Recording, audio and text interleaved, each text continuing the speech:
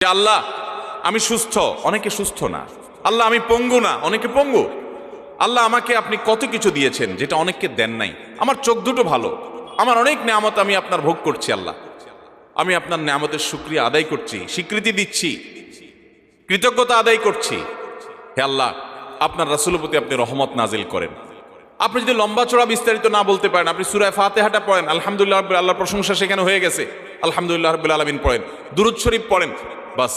এরপরে আপনি এবার বলেন আল্লাহ আপনি আমাকে মাফ করে দেন। আল্লাহ আমার বাবা চলে গেছেন, তাকে মাফ করে দেন। আল্লাহ আমার মা দুনিয়া থেকে চলে গেছেন, তাকে মাফ করে দেন। ভাইরা আমার, আসল কথা হলো আমরা সেই ব্যথাটাই অনুভব করি না।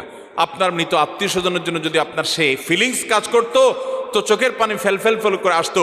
আপনি যদি আল্লাহর কাছে কোনো কিছু মায়ের পেঁচ দিয়া অর্থাৎ সুন্দর করে সাজায়া গোছায়া বলতে নাও পারেন, আপনি নিশ্চিত থাকেন শুধু চোখের পানিটা যদি আপনি ফেলেন, চোখের পানিও আসে না, শুধু কান্নার ভান করে আপনি যদি আল্লাহর দিকে হাত